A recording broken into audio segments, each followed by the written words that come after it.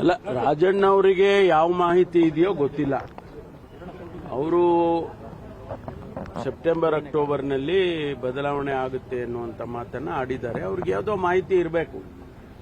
ಇಲ್ಲದೇ ಇದ್ರೆ ಒಬ್ಬ ಜವಾಬ್ದಾರಿ ಸ್ಥಾನದಲ್ಲಿರ್ತಕ್ಕಂಥ ಸಚಿವರು ಆ ಮಾತನ್ನ ಹೇಳೋದಕ್ಕೆ ಸಾಧ್ಯ ಇಲ್ಲ. ಅದು ನೀವು ಅವರನ್ನೇ ಕೇಳಿದ್ರೆ ವಿವರವಾಗಿ ಹೇಳ್ತಾರೆ. ಜಾರಕಿಹೊಳಿ ಅವರು ಕೂಡ ಅಲ್ಪ ಸ್ವಲ್ಪ ಬದಲಾವಣೆ ಆಗುತ್ತೆ ಅಂತ ಹೇಳಿದ್ದಾರೆ ಸರ್. ನಿಮ್ಮ ಗಮನಕ್ಕೆ ನನ್ನ ಗಮನಕ್ಕೆ ಯಾವುದೂ ಇಲ್ಲ. ನಮ್ಮ ಇಂಟೆಲಿಜೆನ್ಸ್ ಕೂಡ ಮಾನ್ಯ ಮುಖ್ಯಮಂತ್ರಿಗಳ ಹತ್ರ ಇದೆ, ನನ್ನ ಹತ್ರ ಇಂಟೆಲಿಜೆನ್ಸ್ ಇಲ್ಲ.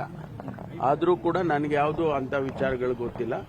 ಅವರು ಅವರವ್ರ ತಿಳಿದಾಗೆ ಅವ್ರಿಗೆ ಮಾಹಿತಿ ಏನಿದೆಯೋ ಗೊತ್ತಿಲ್ಲ. ಅವ್ರ ಹೇಳಿಕೆಗಳು ಕೊಟ್ಟಿದ್ದಾರೆ, ನನಗೆ ಗೊತ್ತಿಲ್ಲ. ನಂದು ಭೇಟಿ ಆಗ್ತಾನೆ ಇರ್ತೀನಪ್ಪ, ಅದಕ್ಕೇನು ವಿಶೇಷತೆ ಏನಿದೆ. ನಾನು ಪೊಲೀಸ್ ಇಲಾಖೆಯಲ್ಲಿ ಅನೇಕ ವಿಚಾರಗಳಿರುತ್ತೆ, ಮಾನ್ಯ ಮುಖ್ಯಮಂತ್ರಿಗಳ ಗಮನಕ್ಕೆ ತರುವಂತ ಅನೇಕ ವಿಚಾರಗಳಿರ್ತವೆ. ಜೊತೆಗೆ ಇವತ್ತು ನಮ್ಮಲ್ಲಿ ಪೊಲೀಸ್ದು ಆನ್ಯುಯಲ್ ಕಾನ್ಫರೆನ್ಸ್ ಇದೆ, ಅದರ ಬಗ್ಗೆ ಒಂದಿಷ್ಟು ಬ್ರೀಫಿಂಗ್ ಕೂಡ ಮಾಡಬೇಕಿತ್ತು, ಅದಕ್ಕೆ ಭೇಟಿ ಮಾಡಿದ್ದೆ. ನಾನು ದಿನನಿತ್ಯ ಮಾಡ್ತಾ ಇರ್ತೀನಿ, ಮುಖ್ಯಮಂತ್ರಿಗಳಿಗೆ ಸಂದರ್ಭಾನುಸಾರವಾಗಿ ನಾನು ಭೇಟಿ ಮಾಡ್ತಾನೆ ಇರ್ತೀನಿ. ಯಾಕೆಂದ್ರೆ ಅನೇಕ ವಿಚಾರಗಳು ಅವ್ರ ಗಮನಕ್ಕೆ ತರಬೇಕಾಗ್ತದೆ. ಅದರಿಂದ ವಿಶೇಷತೆ ಏನೂ ಇಲ್ಲ. ಸರ್, ಶಾಸಕರು ಇವಾಗ ಆರೋಪ ಮಾಡ್ತಾ ಇದ್ದಾರೆ, ಇವಾಗ ಇತ್ತೀಚೆಗೆ ಸಿಎಂ ಅವರು ಡಲ್ ಆಗಿದ್ದಾರೆ, ನೋಡ್ರಿ, ಯಾವ ಗ್ರಿಪ್ಪು ಕಳ್ಕೊಂಡಿಲ್ಲ, ಏನು ಕಳ್ಕೊಂಡಿಲ್ಲ. ಆಡಳಿತ ನಡೀತಾ ಇಲ್ವಾ? ಟೀಕೆ ನೋಡಿ, ಟೀಕೆ ಟಿಪ್ಪಣಿಗಳು 2013ರಿಂದ 2018ರವರೆಗೆ ಇರ್ಲಿಲ್ವಾ? ಟೀಕೆಗಳಿರ್ಲಿಲ್ಲ. ವಿರೋಧ ಪಕ್ಷದವ್ರು ನಮ್ಮನ್ನು ಟೀಕೆ ಮಾಡ್ತಾ ಇರ್ಲಿಲ್ವಾ? ಈಗಲೂ ಮಾಡ್ತಾ ಇದ್ದಾರೆ. ಆದ್ರೆ ಗ್ರಿಪ್ ಕಳ್ಕೊಂಡ್ಬಿಟ್ಟಿದ್ದಾರೆ ಅಂತಂದ್ರೆ ಏನರ್ಥ? ಆಡಳಿತ ನಡೀತಾ ಇಲ್ವಾ ರಾಜ್ಯದಲ್ಲಿ? ಸಣ್ಣ ಪುಟ್ಟ ಘಟನೆಗಳು ಎಲ್ಲಾದ್ರೂ ಲ್ಯಾಪ್ಸಸ್ ಇದ್ರೆ ಅದನ್ನು ಸರಿಪಡಿಸ್ತಾರೆ. ಮುಖ್ಯಮಂತ್ರಿಗಳಿಗಿರ್ತಕ್ಕಂಥ ಅನುಭವ ಬಹುಶಃ ಯಾರಿಗೂ ಇಲ್ಲ, ಅಷ್ಟು ಅನುಭವ ಅವರಿಗಿದೆ ಆಡಳಿತ ಮಾಡಿ. ಅದರಿಂದ ಇವೆಲ್ಲ ಸ್ವಾಭಾವಿಕವಾಗಿ ಟೀಕೆ ಟಿಪ್ಪಣಿಗಳು ಅವೆಲ್ಲ ಬರ್ತಾ ಇರ್ತವೆ. ಅದನ್ನೆಲ್ಲ ಮೀರಿ ಅವರು ಆಡಳಿತ ಮಾಡ್ತಾರೆ.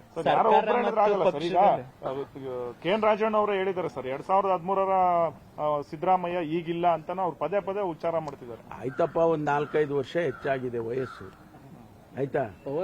ಸ್ವಲ್ಪ ಸಾಫ್ಟ್ ಆಗಿ ಕಾಣಿಸ್ಬೋದು ನಿಮ್ಗೆ. ಆದ್ರೆ ಅವ್ರೇನ್, ನನಗನ್ಸುತ್ತೆ ಅವ್ರೇನ್ ಸಾಫ್ಟ್ ಗಿಫ್ಟ್ ಏನಿಲ್ಲ. ಪವರ್ ಸೆಂಟರ್ಗಳು ಜಾಸ್ತಿ ಆದಂತ ಸರ್ ಸರ್ಕಾರ ಮತ್ತೆ ಪಕ್ಷದಲ್ಲಿ, ಹಂಗಾಗಿ ಸಿಎಂ ಯಾವ ಪವರ್ ಸೆಂಟರ್ ಇಲ್ಲ, ಯಾವ ಪವರ್ ಸೆಂಟರ್ ಇಲ್ಲ. ಒಂದೇ ಪವರ್ ಸೆಂಟರ್ ಇದೆ. ಈಗ ಅಧ್ಯಕ್ಷರಿದ್ದಾರೆ, ಪಕ್ಷ ನಡೆಸೋರು ಅವ್ರದ್ದು ಒಂದು ಪವರ್ ಸೆಂಟರ್ ಅಂದ್ರೆ, ಪಕ್ಷ ನಡೆಸೋರು ಅವ್ರಿಗೆ ಇದ್ದೇ ಇರುತ್ತೆ, ಅವ್ರಿಗೆ ಪವರ್ ಸೆಂಟರ್. ಆಡಳಿತ ನಡೆಸೋರಿಗೆ ಅದೇ ಒಂದು ಪವರ್ ಸೆಂಟರ್. ಅದೆರಡೂ ಒಂದು ತಾಳಮೇಳ ಇರಬೇಕಲ್ವಾ? ಮಾಡ್ಕೊಂಡು ಹೋಗ್ತಾ ಇದೆ. ಯಾರು ಕಂಟ್ರೋಲ್ ಯಾರು ಇಲ್ಲ. ನಮ್ಮ ಹೈಕಮಾಂಡ್ ಇದೆ, ಎಲ್ಲದಕ್ಕಿಂತ ಮೀರಿ ನಮ್ಮಲ್ಲ ಹೈಕಮಾಂಡ್ ಇದೆಯಲ್ಲ, ಅದನ್ನು ನೀವು ಒಂದು ಪವರ್ ಸೆಂಟರ್ ಅಂದ್ಬಿಡ್ತೀರಾ? ಅದೇ ಈಗ ಅವರೇ ಬರ್ಬೇಕಾಯ್ತು. ಏನ್ ಆತರ ಏನಿಲ್ಲ.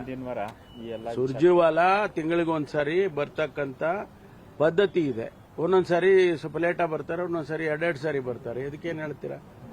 ಅವ್ರು ಇನ್ಚಾರ್ಜ್ ಜನರಲ್ ಸೆಕ್ರೆಟರಿ ಕಂಟ್ರಿ, ಬರಲೇಬೇಕು, ಬರ್ತಾ ಇರ್ತಾರೆ ಅವರು.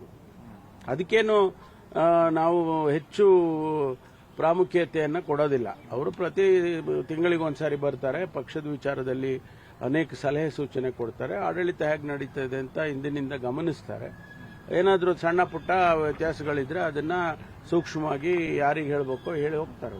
ಸರ್, ಹಾಗಾದ್ರೆ ನಿಮ್ಮ ಪ್ರಕಾರ ಏನು ಬದಲಾವಣೆ ಅಂತದ್ದೇನಿಲ್ವಾ ಸರ್? ನನಗೆ ತಿಳಿದಿರೋ ಹಾಗೆ ಯಾವ ಬದಲಾವಣೆನೂ ಇಲ್ಲ.